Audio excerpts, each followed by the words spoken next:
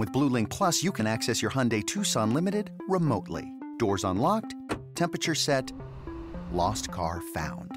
There it is. Get complimentary class-leading Blue Link Plus. Call 562-314-4603 for complete details. JamesAllen.com is the online destination to easily design a customized engagement ring and save up to 50% compared to traditional stores. You pick a diamond, whether it's lab-created or earth-created, James Allen has over 200,000 conflict-free stones. Then you pick your ring setting and metal. And if you need some help, they have real-time diamond consultations available, where an expert can walk you through it all. Get 25% off your order at JamesAllen.com code podcast. That's JamesAllen.com code podcast. I'm Tim Fitzgerald at GoPowerCat.com. And I'm Michael Swain of Fog.net. This is a replay of WIBW show The Drive. Here's this week's episode on the 24/7 Sports Podcast Network. Good evening, Wildcat and Jayhawk fans, and welcome to The Drive, sponsored by Briggs Auto Group. I am Tim Fitzgerald at GoPowerCat.com, and the man beside me is Michael Swain of Fog.net. Michael, this is it. Last team's lost. This will be the last show of the year. It feels like the last day of school. Sad to see it end, but happy for the memories we made along the way. You can make new friends besides me. That's important to him. Hey, you can interact with us on social media at Facebook.com/The Drive Show, on Twitter at The Drive 13, and of course answer our weekly poll question. And make your game predictions on our Twitter page. And remember, if you ever miss an episode of The Drive, you can listen to an audio-only version that will appear each Monday morning in the form of a podcast at both GoPowerCat.com and Fog.net. And if you miss us, just go back and listen to old episodes. That'll be weird, but you can do that. Let's get things started with our 2-minute drill. The first segment of the 2-minute drill, sponsored by Vanderbilt's Your Work Boot Center. All right, Fitz, we'll start with K-State. And the Wildcats came within one game of the Final Four again, but lost to FAU 79-76 in the East Regional Finals. Let's stick with the game right now. What went wrong for the Wildcats? They got outplayed. You know what? It's easy to blame, like some coaches do, luck. What else? Their little insignificant players were better.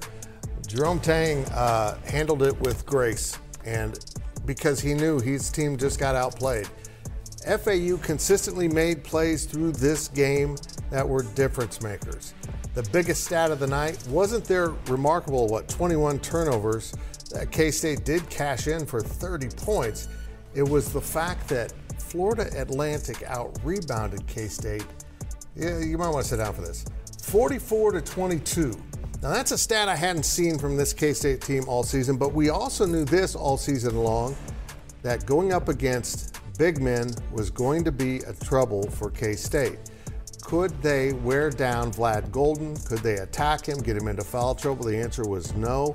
The big guy for FAU, who really hasn't been that awesome the whole tournament, was awesome against Kansas State. They couldn't handle him in any way. That's why K-State feared being in Purdue's bracket, because they had a great big man.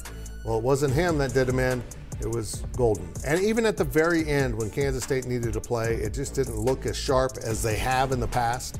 The Wildcats just simply didn't know what they were trying to accomplish there as the game was wearing down. Marquise Noel passed up a shot. The one time of the game where he kind of passed on himself, tried to get it to Ish Massoud, and Ish was maybe a little surprised by the pass and fumbled the ball. At the end of the day, FAU was indeed the better team. And you can complain about the foul calls against Keontae Johnson, but as I've said at GoPowerCat.com, I guess it'll be up on Monday, you can't control what the referees do. You can't control what the other team does in terms of lucky shots. What you can control is not getting beat on the boards. What you can control is when a ball's loose on the floor, you don't lose it 3 out of 4 times, because that's exactly what happened to K-State in this game. FAU wanted it more, Michael, and they got it. They're going to the Final Four. An unbelievable run, but there are 3 newcomers to the Final Four. It's incredible. It is, and FAU deserves a lot of credit, right? This is a run that they've had to beat really good teams, and they've been the better team, I think, down the stretches in a lot of those games. So I think they really deserve some credit. But for K-State, too, right, a great season under Jerome Tang for his first year. Man, FAU's won 30 games plus this year. They are legit. We'll get to more about Jerome Tang's program in a little bit. Well, there was plenty of off-season movement in Lawrence with 4 players entering the transfer portal this past week. Michael, what do you make of the moves so far? Yeah, I mean, in times like this, I think about a saying that Bill Self has. It's faces change, expectations don't. And I think when you look at this past season, what was the part of the team that didn't live up to expectations? Well, it was the bench, right? KU had the least amount of bench minutes in the Big 12, some of the worst in all of college basketball. And those are the types of players that you're seeing transfer right now. You know, we can start with the guard position with someone like Joseph Yesufu, who came to KU from Drake in the 2021 offseason. He didn't live up to expectations as a three-point shooter, a guy that can be a microwave player off the bench. What happened a lot of times is that he'd get lost offensively. And then on the other end, defensively, he couldn't make up for being an undersized guard in the Big 12. You look at someone like Bobby Pettiford, who, when he got to Kansas, Bill Self spoke very highly of him. Said he was the next great guard that was going to come through Kansas. Well, injuries really limited what he could do, and in the end he has to transfer to try and find playing time because he has the same amount of eligibility as DeJuan Harris, and nobody's going to get more minutes than DeJuan Harris while he is at Kansas. And then you look at the front court, right? Zach Clements, another guy that injuries really hampered throughout his time in Lawrence. Doesn't necessarily fit what Bill Self wants to do. More of a three-point shooting big man. Isn't so much tough in the interior like Bill Self wants. And then there's Cam Martin, who played a grand total of 10 minutes over 2 years. Someone that redshirted last year, had a separated shoulder early in the season, really never came back from that. And again, a different type of big man that Bill Self has had. So I think collectively, these are kind of the 4 you see right now. I think there might be more that come this next week. I think it's just a part of what you've seen after disappointing ends to seasons, right? After 2019, KU kind of revamped the roster. After 2021, KU revamped the roster, won the title next year. I think you're going to see a very similar type of revamping of the roster this offseason that you saw during those 2 offseasons. So overall, it's not something that's overly concerning. If these were big starting players, then maybe it would be concerning. But for me, I think it's just part of college basketball in modern day where there's going to be roster turnover and you're going to have to get used to new faces every year. It's crazy. What the transfer portal's done to this game is both awesome and awful, but it is the reality and you have to deal with it. And this is going to actually, in a weird way, now be an advantage. When you can run off the players that aren't being productive for you and bring in new players, I don't know how that's a bad thing for a program. It's maybe not great for the kids. Yeah, and here's the thing too, right? You think about all these NCAA tournament teams. It wouldn't shock me if Joseph Yesufu, Bobby Pettiford are on an NCAA tournament team as a role player down the road. Just didn't work for them at Kansas. Well, we talked about coaches a minute ago, and last week Tom Izzo said that the Big Ten was the best conference in America before Jerome Tang responded and said the Big 12 was the best. Fitz, does the Big 10 even come close to what the Big 12 was this season? Not this past season, no, they didn't. They didn't even come within, it wasn't even comparable. Look, if we go back to the regular season, Big 12 was clearly the best conference from top to bottom. Now, nobody's ever argued that all the most dominant teams were in the Big 12. That's not at all what's being said here. What's being said here is the fact that the Big 12 was so competitive, they beat the snot out of each other every week. But it's clear now that they have the Final Four set and there's no Big 12 teams, that there's plenty of good teams around the country, Michael. And that includes teams from the Big East, which, headline, might have been the best conference in the nation this year. But also because of what we've seen with the transfer portal and the COVID bonus year, we are seeing teams that have emerged now, including San Diego State, that are benefiting from this. San Diego State's average age on a college basketball team this season, they were the most veteran team in the tournament, and they're going to the Final Four. They averaged 23 years old as a college team. Now, this will eventually go away as the COVID years kind of fall off the end of it. Players that weren't here for the COVID season, but we're going to have it for a year, maybe 2 more, and it's been impactful. It has, and it's been great. You think about really good college basketball, experience wins in March, and you're seeing a lot of these experienced teams win in March, right? Even someone like UConn isn't necessarily relying on a bunch of freshmen, right? Alex Caravan is a true freshman, but he's not someone that is the star player of that team. They've got veterans, and San Diego State's another one. I think Creighton obviously played in the Elite Eight. They're a veteran team. I think what you're seeing is there's a difference now between kind of the teams that are churning out NBA talent, like Duke and Kentucky, and then there's teams that are churning out NCAA tournament wins. And those teams that are churning out NCAA tournament wins are experienced. And I think you're going to see a shift towards that where teams are going to have to figure out now, do they want to be an NBA factory or a team that wins a lot in March. And I think it's all because of the transfer portal, but also getting back to the Big 12. I think probably the Big East might have been the best conference in college basketball, just top to bottom. You look at it, a lot of really good teams. Yeah, it's college basketball is a blast. This tournament's been incredible, and the Final Four will be too. Now, a quick look at your poll question results. The poll questions are brought to you by Midland Exteriors. Love the home you live in. Call today for a free estimate. All right, last week's question was, how far will K-State go in the NCAA tournament? I know the answer. Losing in the Sweet 16 got 21% of the vote. Losing in the Elite Eight got 21% of the vote. Losing in the Final Four got 43% of the vote. And then a national championship was 15% of the vote. Boy, I tell you what, there are 58% of our viewers really disappointed. Here's this week's question. That was math. What was the best basketball conference this season? We want to hear from you. We've given you the three choices. A, the Big 10, B, the Big 12, C, the Big East. Sorry, ACC, Big anything else, Pac-12, what am I leaving out? SEC. We don't like you. You weren't in the discussion. Vote on our Twitter page at @TheDrive13. All right, that will do it for this half of the 2-minute drill, but we'll be right back with more on KU and K-State on The Drive.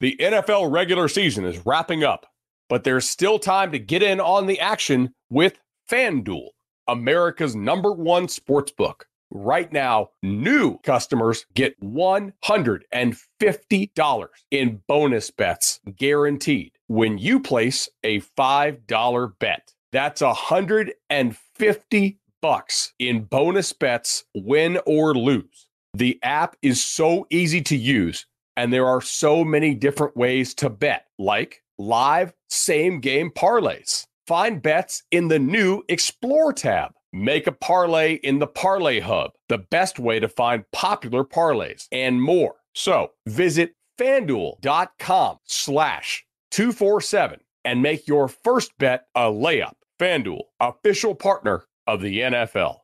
Must be 21 plus and present in Arizona, Colorado, Connecticut, Iowa, Illinois, Indiana, Kansas, Kentucky, Louisiana, permitted parishes only, Massachusetts, Maryland, Michigan, New Jersey, New York, Ohio, Pennsylvania, Tennessee, Virginia, West Virginia, or Wyoming. FanDuel is offering online sports wagering in Kansas under an agreement with Kansas Star Casino, LLC. First online real money wager only. $10 first deposit required. Bonus issued as non-withdrawable bonus bets that expire 7 days after receipt. Restrictions apply. See terms at sportsbook.fanduel.com. Gambling problem? Call 1-800-GAMBLER or visit fanduel.com/RG in Colorado, Iowa, Michigan, New Jersey, Ohio, Pennsylvania, Illinois, Kentucky, Tennessee, and Virginia. Call 1-800-NEXT-STEP or text NEXT-STEP to 53342 in Arizona, 1-888-789-7777, or visit ccpg.org/chat in Connecticut, 1-800-9-WITH-IT in Indiana, 1-800-522-4700, or visit ksgamblinghelp.com in Kansas, 1-877-770-STOP in Louisiana. Visit mdgamblinghelp.org in Maryland. Visit 1-800-GAMBLER.net in West Virginia, or call 1-800-522-4700 in Wyoming. Hope is here. Visit gamblinghelplinema.org or call 800-327-5050 for 24/7 support in Massachusetts, or call 1-877-8-HOPE-NY or text HOPE-NY in New York, or visit oasas.ny.gov/gambling. Standard text messaging rates apply. Sports betting is void in Georgia, Hawaii, Utah, and other states where prohibited.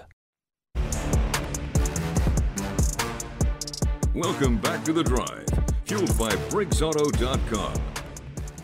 We have returned as we continue our weekly 2-minute drill. This segment of the 2-minute drill is sponsored by Copeland Insurance Agency, part of your community for more than 60 years. All right, Fitz, well, you covered the game earlier, but what has this season meant for the future of Kansas State basketball? It was remarkable when you consider how much Kansas State had lost over the last 3 years, that now by accessing the transfer portal and doing so with great care and precision, and I mean that sincerely, Jerome Tang built a national title contender within 1 year. And granted, he did it by bringing in some great experienced players to go with his two returnees, Marquise Noel, of course, and Ish Massoud. It's remarkable, though, when you stop and think about this. Outside of the two freshmen that didn't play much or at all this season, this team was entirely comprised of players who did not start their careers at Kansas State University. That's right. Every one of the main guys on this team was a transfer, either from the Division I ranks or the JUCO ranks. It's an amazing thing you can do now. Next year, K-State won't be as veteran. I mentioned the age of San Diego State in the last segment. Well, the second oldest team in this tournament was Kansas State at 22.8 years old. This was a veteran team. They had played a lot of basketball. And while some of these guys had never played in the NCAA tournament, they did have some experience, and they certainly looked like it at times. Next year, they'll be younger. They will turn to the transfer portal and 3 redshirts that sat out this season and try to recraft a roster. But it seems pretty clear to me at this point, Michael, if you're a transfer and you have Jerome Tang and his Kansas State coaches interested in you, you stop and look, because he knows how to use you, he knows how to maximize you, and he didn't just build a great roster, he built an incredible locker room. Maybe the most cohesive locker room I have covered at Kansas State in my entire career. And he did it with a bunch of guys who at this time last year were almost entirely strangers. That's remarkable, Michael. It's absolutely incredible what Jerome Tang did with this team in such short notice. But here they are, finished third in the Big 12, went to the Elite Eight, and were picked for last and expected to do almost nothing this year. The portal has changed the game decisively. It's incredible. It really is, and I'm fascinated to see what this team looks like this time next year, because I think we mentioned early in the season, right, this looks like a little bit of a Baylor team at the length. How much are they able to build on that again this offseason? I'm really fascinated to see what Jerome Tang does. Yeah, he knew what kind of players he wanted, he knew what kind of people he wanted, and he accomplished that, and it's pretty remarkable. Well, with scholarships opening up for Bill Self and the KU staff, sir, what do you think the Jayhawks will be looking for in that transfer portal? I think just a little bit of everything. Right now, KU has 2 spots open, considering the 4 players that have left, and I think they're going to end up having about 4 spots total.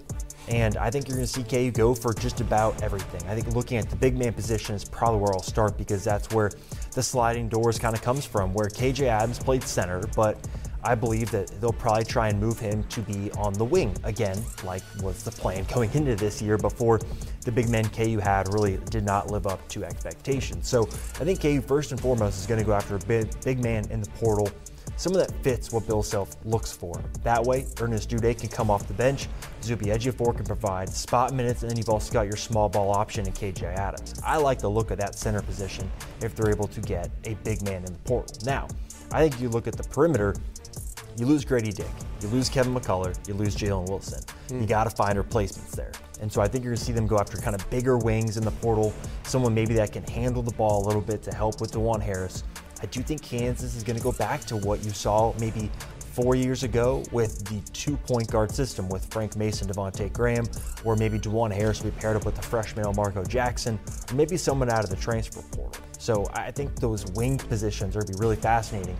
Okay, you need some shooting, they need more scoring punch, and then I think what's going to end up happening here too is if they get a 4th portal person, that person will probably have to come off the bench, because DeJuan Harris is going to start and KJ Adams is going to start as well. So that person might have to come off the bench, but if they're a scoring guard who can provide some punch a la Malik Newman in 2018, I think you feel pretty good about this roster going into next year. You bring in 4 new freshmen.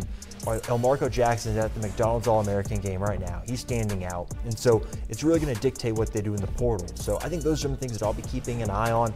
I'm fascinated to see the profile of player that Kansas goes after. Are they going to go after the high-scoring mid-major player like a Joseph Yesufu a few years ago? Or will they go after more maybe proven Power 5 high-major transfers like Kevin McCullough? I'm super fascinated to see what this roster looks like as well. Yeah, it's the portal's incredible, and it's such a gift for these players. The guy starring for San Diego State, and excuse me, his name totally escapes me as I sit here on the set, started at junior college, plays 2 years at Seattle with a capacity in their gym of less than 1,000, and now he's one of the star players going to the Final Four. That's not probably going to happen without the portal. It's been amazing for the game.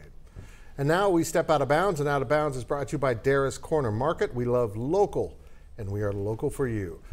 Michael, the World Baseball Classic got a lot of publicity recently and really good TV ratings. What can the MLB do to get that type of consistent attention? And I would start with letting me watch the Kansas City Royals without having to subscribe to cable. I would like to watch it.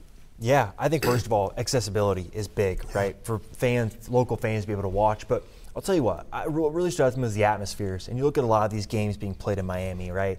They're allowing instruments, other things to make it more of an atmosphere. How many times you go to a baseball game and it's very just dry, quiet, not a lot going on outside of maybe the organist playing some music. I think you look at these games, and if they're fun and seem like a fun atmosphere, it keeps you in tune because that shows off and it rubs off to the players as well, where maybe they're feeling more in tune as well. So I think, first of all, changing the atmosphere maybe around those games would help a lot. Here's my thought, and there's been, I think it's The Athletic has written this recently. When you're on Twitter, you get these promoted tweets from news companies. It's the same story over and over, but this one I love. The MLB is going to expand 2 more franchises, which seems, cut in stone right now. One might be out west, the other might be Nashville. We don't know. But their proposal is to scrap the AL and NL, and I'm all in on it, and reorganize this by region so that the Kansas City Royals play the St. Louis Cardinals in division, and maybe the Chicago Cubs. The New York teams play each other. The Chicago teams play each other. Look at baseball right now. The only rivalry the networks seem to care about are Boston and New York. Well, that's because it's regional and intense.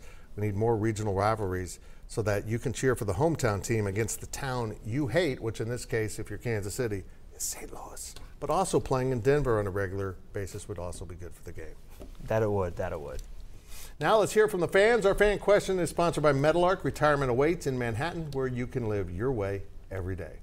All right, Fitz, our fan question this week is, how great has this athletic year been for the state of Kansas? Tom and Topeka. Fitz, I'll let you take it. Well, let's think about this. A year ago, 51 weeks ago, or actually, yeah, Kansas won the national title. And then K-State wins the Big 12 football title. Oh, yeah, the Kansas City Chiefs win the Super Bowl. K-State goes to the Elite Eight. A little disappointment there for Kansas in the end of the basketball season, but they won the Big 12 title. That's been incredible. Now we just need the Royals to get their you-know-what together. Yeah, plus Kansas football, first bowl eligibility, right? And I think overall it's great, right? A lot of eyes on the state of Kansas. And I'd like to give a shout-out to the Kansas women that did what the other sports couldn't and beat Arkansas. What is going on with these matchups? It's kind of strange. It is strange. And, hey, they're playing in the Final Four of the WNIT. Pretty neat. Good for them. So make sure to remember to ask us your questions on our Facebook page and on Twitter at The Drive 13. When we return, we will look at our predictions here on The Drive.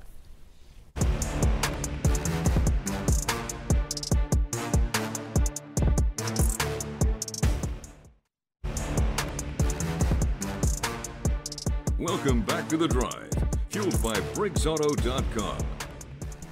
It's time to head down the home stretch of this week's show, and now let's take a look at our predictions. Oh, boy.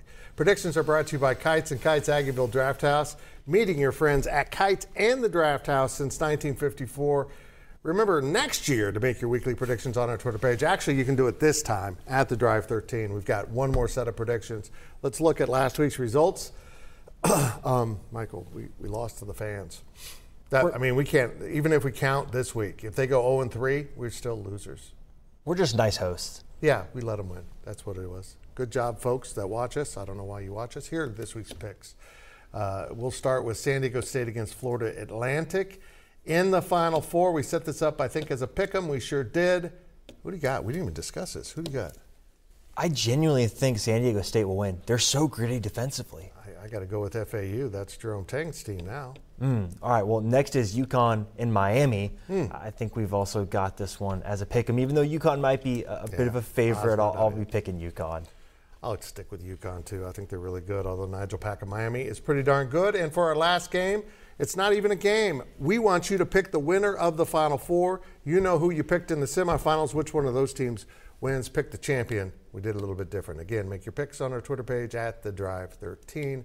And now it's time for our final On the Clock segment of the year. On the Clock, sponsored by Carpet One. Buy local for a strong local community. Take it away, Michael Swain. Well, I'll start off by just saying a huge thank you to everyone at WIBW for the opportunity to jump in, and also to Scott Chasen for moving on to create some space here to work with Tim Fitzgerald. I'm very grateful. It has been an incredible blessing to be able to work on this show and to work with Fitz and everyone behind the scenes here. So a huge thank you to everyone. Very excited for next year. I promise the predictions will be a lot better. I don't make that promise. I performed as best as I could. Look, the aging of college basketball is kind of fun, but it's also kind of annoying. And I'm speaking as a guy who covered one of the oldest teams in the country at Kansas State. It'll come back to normal once these COVID years run out and players no longer have that bonus year for what happened a few years ago.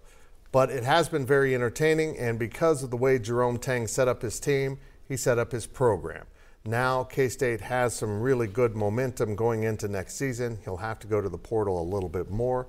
But also, I don't see Kansas State being a program that will have a great deal of turnover on the roster. It wasn't that way at Baylor.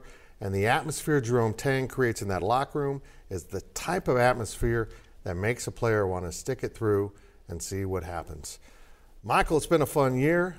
We moved to the big set here at the end for reasons we won't explain, but we appreciate you watching this final edition of the season, and thanks for watching all year long. Keep up with us on social media. Spring training is right around the corner, which means it's time to start prepping for the fantasy baseball season. Join us on Fantasy Baseball Today in 5, 4 times per week in January as part of the CBS Sports Podcast Network. Scott White, Chris Towers, and me, Frank Stanfield, will be delivering the latest news, rankings, and strategies in just 5 minutes. Make sure to download and follow on Apple Podcasts, Spotify, the Odyssey app, and everywhere else podcasts are found. CBS Sunday, February 11th, after Super Bowl 58. You collect rewards, right? This is how I make my living. It's the debut. Everyone's looking for something. Of a new hero. You strong swimmer? So-so. So-so's okay. Justin Hartley stars. How you survive, you make quick, smart decisions, and you never let panic take the wheel. Sounds cool. It is cool, actually. Very cool. Tracker, part of CBS Premiere Week, Sunday, February 11th, after Super Bowl 58 on CBS and streaming on Paramount+.